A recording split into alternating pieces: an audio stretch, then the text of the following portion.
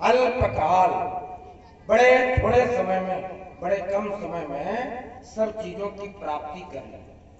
भक्तों, बला और अतबला नाम की विद्याओं की शिक्षा गुरुदेव जी ने दी।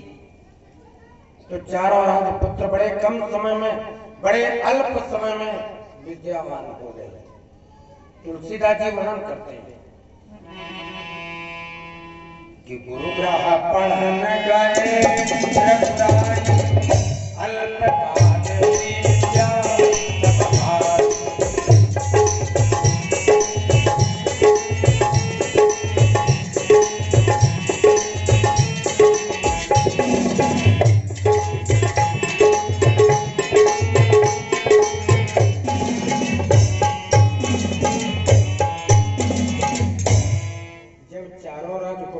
विद्याओं में दक्ष हो गए, पारंगत हो गए, तो गुरुदेव ने इनको धनुर्वेद की शिक्षा दी।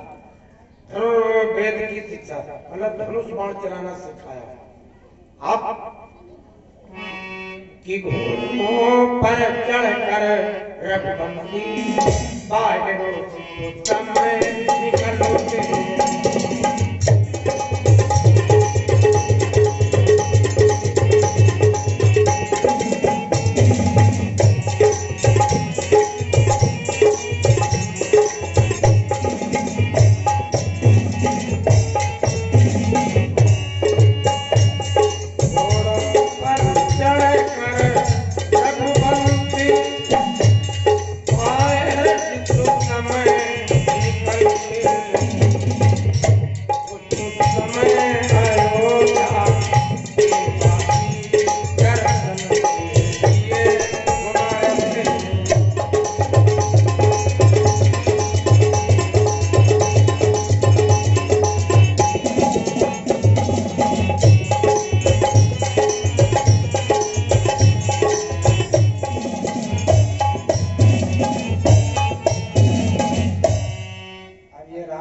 स्वभाव बन गया, चारों राजपुत्रों का स्वभाव बन गया कि गुरुदेव जो भी उनको कुछ बताते हैं वो बड़े अल्पकाल में, बड़े थोड़े समय में सीख जाते हैं।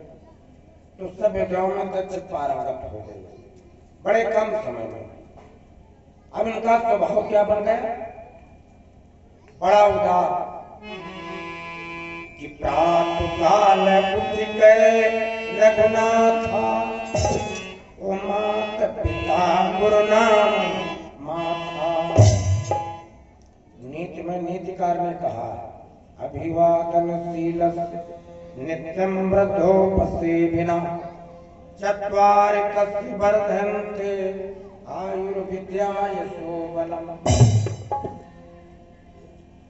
जो बालक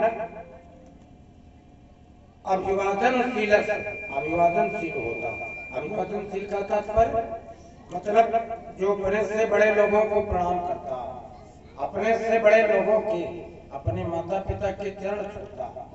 नित्यं वृद्धोपसेविना, चत्वारि तस्य वर्धन्ते, चार चीजें उसकी बढ़ती। कौन? उसकी आयु बढ़ती है, उसकी विद्या बढ़ती है, उसका आत्मिक बल बढ़ता। ये चार चीजें तमाम रुपया लगाओ लेकिन कहीं खरीद नहीं सकते हो, किसी दुकान पर नहीं मिल सकती।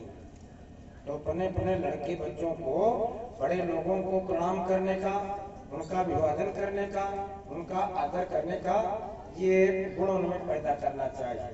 लड़के बच्चों को ये पढ़ाना लिखाना चाहिए, उनको समझाना चाहिए, ये शिक्षा देनी चाहिए कि अपने से बड़े लोगों का आदर करो, उनके चरण छुओ, उनको प्रणाम करो, उनका आशीर्वाद प्राप्त करिए। ये गुण स्वभाव का बन जाए। प्रातःकाल उठ गए रघुनाथा, वो माता पिता गुरु नाम माता। ये रोज का चरित्र बन गया। अयोध्या में बड़ा आनंद, अयोध्या में बड़ा आनंद। गुरु वशिष्ठ जी बड़े प्रसन्न। इधर की थोड़ी बात ध्यान में लाना। जंगल में एक महात्मा जी थे, उनका नाम था विश्वामित्र। विश्वामित्र नाम इसलिए पड़ा, वो यज्ञ करते थे और स्वाध्याय करते थे। तो पूरे विश्व के मित्र, इसलिए उनको विश्वामित्र मानिए। विश्वामित्र महामुनि ज्ञानी, वो बसते विपिन शुभयाश्रम जान। वो जंगल में रहते, तो जंगल के मित्रों ने जब उनको बहुत दुख देना शुरू किया, उनके यज्ञ को बिगाड़ने लगे, उनकी पूजा सामग्री को लेकर के भागने लगे, तो महात्मा जी ने विचार किया अपने मन में, हम इस समय अयोध्या को अगर जाएं और अयोध्या में राजा दशरथ जी से भेंट में मिले, उनके राजपुत्रों को ले आए, तो अयोध्या के राजपुत्रों के द्वारा हमारे यज्ञ की रक्षा हो जाए, ये विचार किया। अयोध्या को आए, जब अयोध्या में आए तो मुनिया का मन सुना,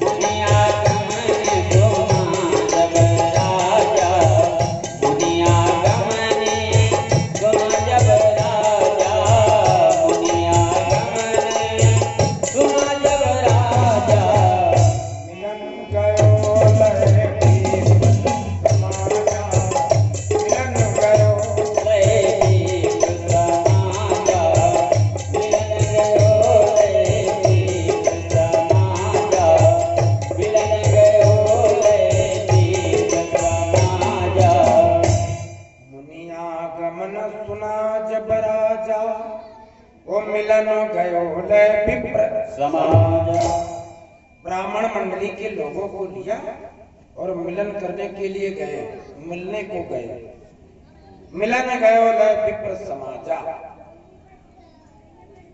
बड़े प्रेम से बुला ले आए, दरबार में, राज दरबार में बैठाया, उनके चरणों को पखारा और हाथ जोड़ करके बोले, महात्मन, जैसे सोमवती अमावस्या में स्नान करने का पुण्य मिलता है, वो पुण्य आज हमको प्राप्त होगा।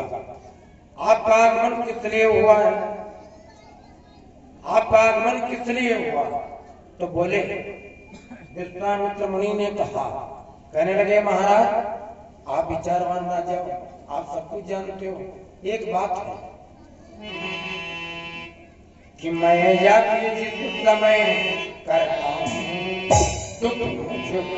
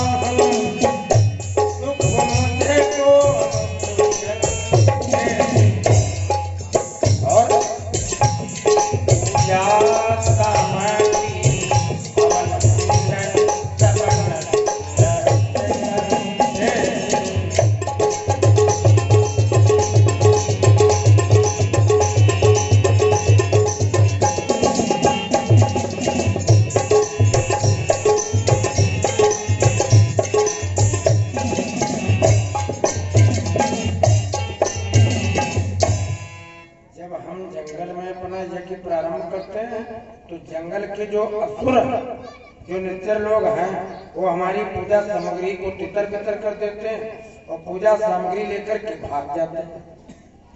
इसलिए आपसे रक्षा और सहायता हम ये दो चीजें मांगने हैं। अगर तुम अपने राम जी को दे दो, कुछ समय के लिए राम जी को दे दो, तो हमारे यज्ञ की रक्षा हो जाए। तो महाराज दशरथ जी कहने लगे, महात्मन, चौथे बन पायो सुत चारी, ओ मुनि बर कहो न बचन विचारी। कहा, ये बुढ़ापे में हमको 4 पुत्र मिले, आपने सोच विचार करके हमसे चीजें नहीं मांगी।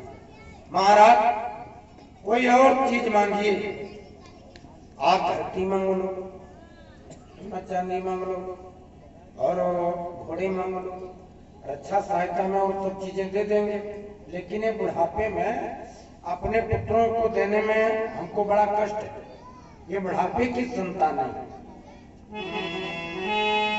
कहा, राजा ने कहा कि चौथे पन पायो पुत्र चार, वो मुनि बर कहो न बचन विचार। अगर आपकी जरूरत है तो रक्षा सहायता में हम चलते चले।